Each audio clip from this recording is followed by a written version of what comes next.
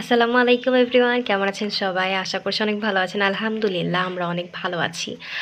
তো আজকে 24তম রোজা। এবারে রমজান মাসটা সম্ভবত দেখতে দেখতেই কিন্তু খুব তাড়াতাড়ি পার হয়ে গেল। আজকে হচ্ছে আমি আম্মুকে ছুটি দিয়ে দিয়েছি রান্নাঘর থেকে, যে আজকে তোমার রান্নাঘরে আসাই লাগবে না, আজকে সব কিছু আমি করব। যেহেতু আমাদের মা সে প্রত্যেক দিন রান্না করে, তো আজকে আমি বললাম যে আজকে তোমার আসার দরকার নেই, আজকে আমি যা রান্না করবো সব তুমি খাবা। সো এখানে হচ্ছে আমি ঢেঁড়স ভাজি করব, এই জন্য পেঁয়াজ মরিচ কেটে নিয়েছি। আর এখানে হচ্ছে মশলা কেটে রেখেছি, মশলাটাকে হচ্ছে আমি বাটবো ছোলায় এবং হচ্ছে মুরগি রান্না করব, সেই জন্য মশলা বাটতে হবে। আর এখানে আমি কিন্তু খেসারির ডাল খেসারির ডাল হচ্ছে ভিজিয়ে রেখেছি। খেসারির ডালটা একদম নরম হয়ে গেছে, এবার এটাকে বাটতে হবে, বড়া বানাবো। সো খেসারির ডালের বড়া অনেকটা মুচমুচে হয়, এছাড়া অনেকে অ্যাঙ্কর ডাল দিয়ে বড়া বানায়, ওটা আমার কাছে ভালো লাগে না, মুচমুচে হয় না। তো চলেন আজকে ডিফারেন্ট টাইপসের একটা ঢেঁড়স ভাজি করব। তো আপনাদের সঙ্গে পুরো প্রসেসটা শেয়ার করব। আম্মুর মামা হচ্ছে আমাকে বলছিল যে সবসময় তো একরকমভাবেই ঢেঁড়স ভাজি খাও, সো আমি কিছু রেসিপি বলতেছি, যে মানে কিছু টিপস দিচ্ছি কীভাবে রান্না করবা, এভাবে রান্না করে একবার দেখো যে কেমন লাগে। তো আমি বলছিলাম যে আচ্ছা ঠিক আছে ভাইয়া, রান্না করে খেয়ে তারপর হচ্ছে তোমাকে রিভিউ দেবো। তো আজকে আপনাদের সঙ্গেও শেয়ার করতেছি যে কীভাবে রান্না করব। তারপর কড়াইতে তেল দিয়ে দিলাম, তেলটা কিন্তু গরম হয়ে গেছে। এখন এখানে পেঁয়াজ কাঁচামরিচ কুচি করে রাখাটা দিয়ে দেবো, এবার এটা সুন্দর করে ভেজে নেব। পেঁয়াজটা কিন্তু একদম বাদামি কালার করে ভাজতে হবে, তো এটা এখানে ভাজা হচ্ছে। আর আমি এই পাশে একটা ডিম ভেঙে নিয়েছি। ডিম দিলে নাকি ঢেঁড়স ভাজা অনেক মজা হয়, তো আমি কখনো করি নাই, ফার্স্ট টাইম ট্রাই করতেছি। আপনারা কিন্তু আমার এই রেসিপিটা দেখে অবশ্যই বাসায় ট্রাই করবেন এবং আমাকে রিভিউ দিয়ে জানাবেন যে কেমন হয়েছিল। এটা ভাজা হতে হতে আমি মুরগি রান্না করব, মুরগিটা ভিজিয়ে। তো এখানে হচ্ছে আমি আজকে মুরগি রান্না করব, এই জন্য মুরগিটাকে ভিজিয়ে নিয়েছি।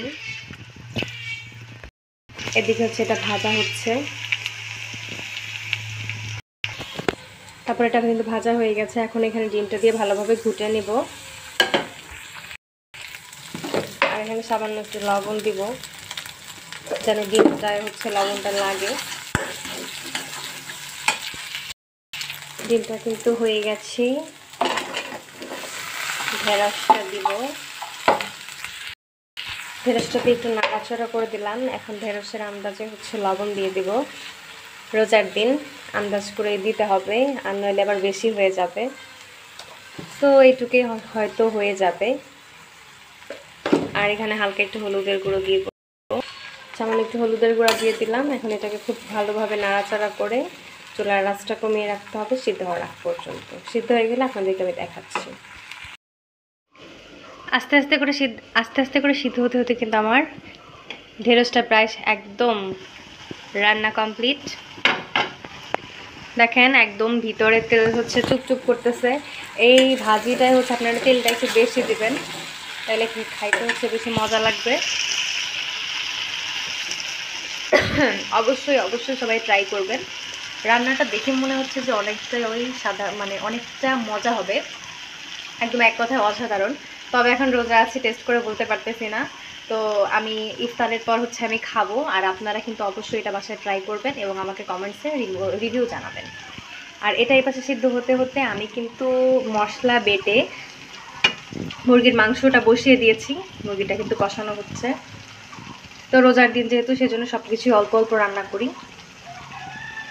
মানে সবাই রোজা থাকি, এই জন্য হচ্ছে আর খাওয়া হয় না। আর আমার ছোটো ভাই সে হচ্ছে না খেতে পারলেই সে বাঁচে, সে হচ্ছে খাওয়া দাওয়া তেমন করতে চায় না, একদম কমই সে খাওয়া দাওয়া করে।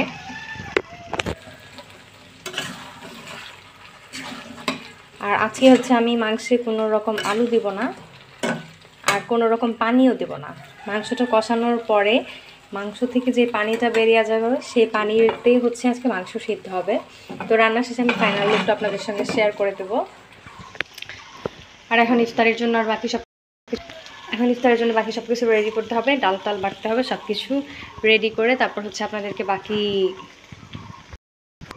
তো এখন ফ্রিজে চলে আসলাম, ফ্রিজ থেকে হচ্ছে ছোলা সিদ্ধ করে ফ্রিজে রেখে দিয়েছিলাম বক্সে করে, সেটা হচ্ছে এখন বের করে নেব।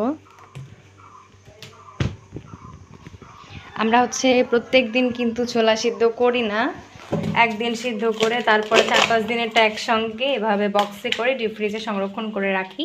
এতে করে সময় অনেকটা বেঁচে যায়, সময় এতটা খরচ হয় না, আর সহজেই কিন্তু রান্নাটা হয়ে যায়। তো ভিউয়ার্স দেখেন, মাংসে আমি বলেছিলাম যে এইটুকু পানি বেরোবে ওটা দিয়েই কিন্তু আমি রান্না করব। দেখেন ইতোমধ্যে অনেকখানি পানি বেরিয়ে গেছে। তো এই পানিতেই হচ্ছে আজকে মাংসটা রান্না করা হবে, আমি আর এক্সট্রা কোনো পানি এখানে অ্যাড করব না। আমি পেঁয়াজি বানানোর জন্য ধনেপাতা, কাঁচামরিচ,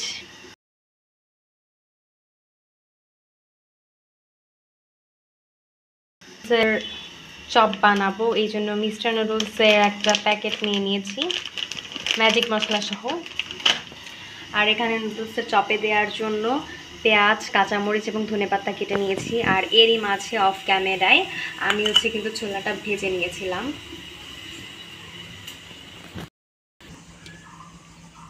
তো এই যে দেখেন আমার কিন্তু ছোলাটাও ভাজা হয়ে গেছে, আর এখানে পানিটাও বলক এসে গেছে। এখন নুডলসটাকে, তারপরে আমি কিন্তু এখানে নুডলসগুলোকে এভাবে করে সুন্দরভাবে ভেঙে রেখেছি। এখন এখানে অল্প অল্প করে গরম পানি দিব। ব্যাস, মনে হচ্ছে একটু গরম পানিতে এটা হয়ে যাবে। গরম পানি দিয়ে কিছু সময়, তারপর হচ্ছে আমি চপটা বানাবো। তো এটা কিছু সময় সিদ্ধ হতে থাক, তারপরে হচ্ছে আপনাদের সঙ্গে আমি বাকি প্রসেসটা শেয়ার করে দেব।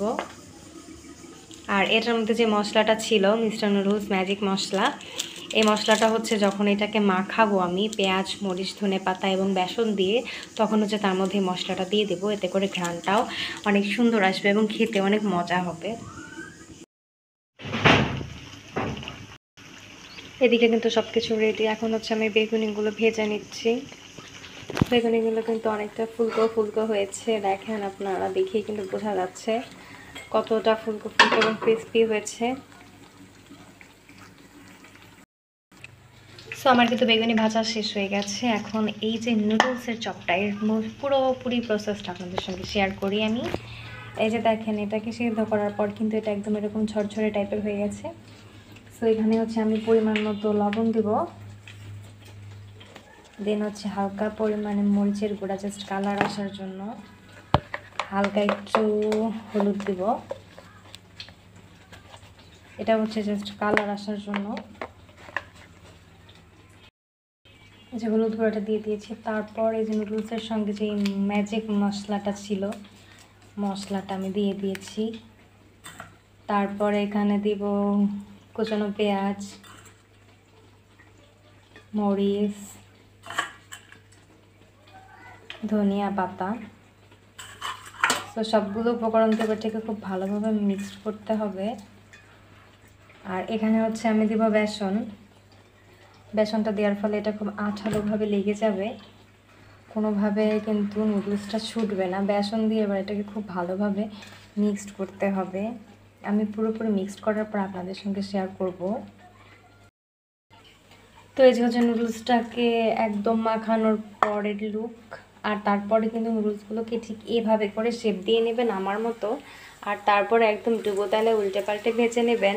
তাহলেই দেখতে পারবেন যে আসলে কতটা মজা হয়। এর সবচেয়ে পারফেক্ট মানে মজার হচ্ছে, মূল রহস্য হচ্ছে কিন্তু নুডলসের প্যাকেটের সঙ্গে যে মশলাটা ছিল ওইটা,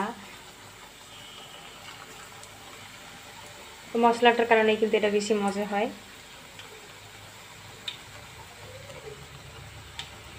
আর আমার রান্নাঘরে আসলে মাঝে মাঝে এইসব টুকিটাকি চপটপ বানাইতে অনেক ভালো লাগে। আমার বেগুনিগুলো দেখেন ঠিক কতটা ফুলে একদম মুচমুচে মুচমুচে হয়েছে। অনেকে বলবেন যে চাপা মারে, কিন্তু আসলে না, অনেকটাই মচমচে হয়েছে এবং ফুলেছে।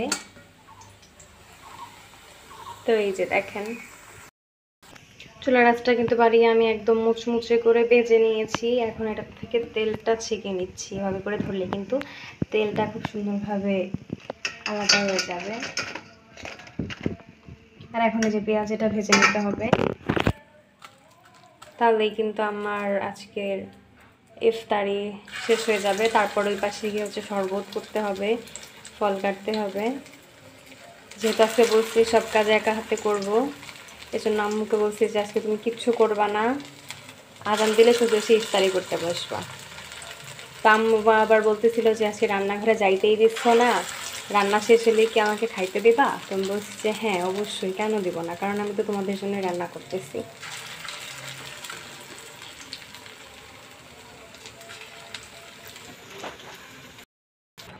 এই যে আমার পেঁয়াজিও ভাজা হয়ে গেছে, একদম মুচমুচা হয়েছে। এই যে দেখেন একদম কচকচ করতেছে। আলহামদুলিল্লাহ ইফতারে মানে মাগরিব হওয়ার আগেই কিন্তু আমার রান্না সব কমপ্লিট হয়েছে, একা একা আজকে সব কিছু করছি। আর এই যে এখানে শসা, টমেটো এবং পেয়ারা কেটে রাখছি, আর এই যে খেজুর। তো এই ছিল আজকের ব্লগ, সবাই ভালো থাকবেন, আল্লাহ হাফেজ।